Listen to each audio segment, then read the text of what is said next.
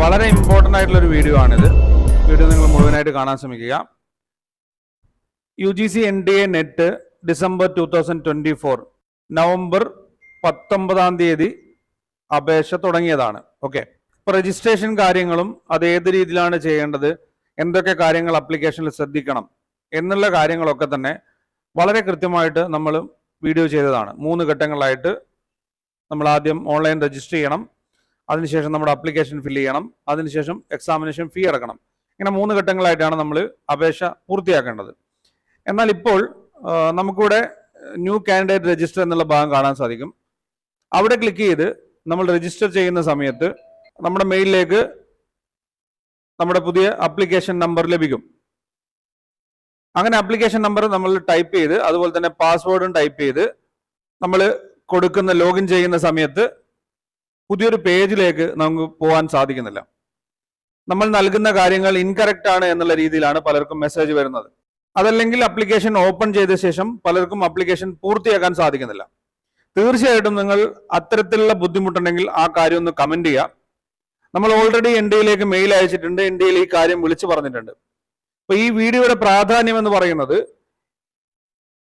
ഈ ഒരു ബുദ്ധിമുട്ട് ആപ്ലിക്കേഷൻ റിലേറ്റഡ് ആയിട്ട് നിങ്ങൾക്കുണ്ടെങ്കിൽ തീർച്ചയായിട്ടും നിങ്ങൾ ആ കാര്യം NDAയിലേക്ക് വിളിച്ചറിയിക്കണം. അതായത് നിങ്ങളുടെ രജിസ്ട്രേഷൻ കഴിഞ്ഞ ശേഷം അടുത്ത പേജിലേക്ക് നിങ്ങൾക്ക് പോകാൻ സാധിക്കുന്നില്ല എങ്കിൽ, നിങ്ങളുടെ ആപ്ലിക്കേഷൻ നമ്പർ മെയിലിൽ വന്നു, അതിനുശേഷം പാസ്വേഡ് കൊടുത്തു, വീണ്ടും നിങ്ങൾക്ക് ലോഗിൻ ചെയ്യാൻ പറ്റാത്തൊരവസ്ഥയിലാണുള്ളതെങ്കിൽ ആ കാര്യം നിങ്ങൾ NDAയിലേക്ക് വിളിച്ചറിയിക്കുക, ഇത്തരത്തിലൊരു പ്രശ്നം ഉണ്ട് എന്നുള്ളത്.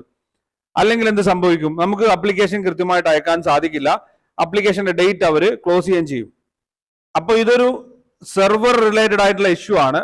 ആ ഇഷ്യൂ പരിഹരിക്കണമെങ്കിൽ NDAയിലേക്ക് കൂടുതലായിട്ടുള്ള കോളുകളും മെയിലുകളും ചെല്ലേണ്ടതുണ്ട്. അതുപോലെ തന്നെ ഇത്തരത്തിലുള്ള ബുദ്ധിമുട്ട് നമുക്ക് ഉണ്ടായി കഴിഞ്ഞാൽ നമ്മുടെ ആപ്ലിക്കേഷൻ ഡേറ്റ് നീട്ടിക്കിട്ടണമെങ്കിലും നമുക്ക് അവരോട് റിപ്പോർട്ട് ചെയ്യേണ്ടതുണ്ട്. അപ്പോൾ ഈ ഒരു ബുദ്ധിമുട്ട് ഒരുപാട് പേർക്കുണ്ട്. ഒത്തിരി പേരാണ് ഇത്തരത്തിൽ നമ്മളെ കോൺടാക്ട് ചെയ്യുന്നത്, പലർക്കും അപേക്ഷിക്കാൻ സാധിക്കുന്നില്ല. അപ്പൊ അത്തരം ബുദ്ധിമുട്ട് നിങ്ങൾക്കുണ്ടെങ്കിൽ തീർച്ചയായിട്ടും നിങ്ങൾ NDAയിലേക്ക് വിളിച്ചറിയിക്കുക. ഫസ്റ്റ് സ്റ്റേജ് കഴിഞ്ഞ് സെക്കൻഡ് സ്റ്റേജിലേക്ക് പോകാൻ പറ്റുന്നില്ല, ആപ്ലിക്കേഷൻ പൂർത്തിയാക്കാൻ പറ്റുന്നില്ലെങ്കിൽ ആ കാര്യം വെച്ചുകൊണ്ട് NDAയിലേക്ക് മെയിൽ അയക്കാവുന്നതാണ്. NDAയുടെ ഫോൺ നമ്പർ ലഭിക്കാനായിട്ട് NDAയുടെ ഒഫീഷ്യൽ വെബ്സൈറ്റിലേക്ക് പോകുക. അവിടെ നിങ്ങൾക്ക് കോണ്ടാക്ട് അസ് എന്ന് കാണാൻ സാധിക്കും.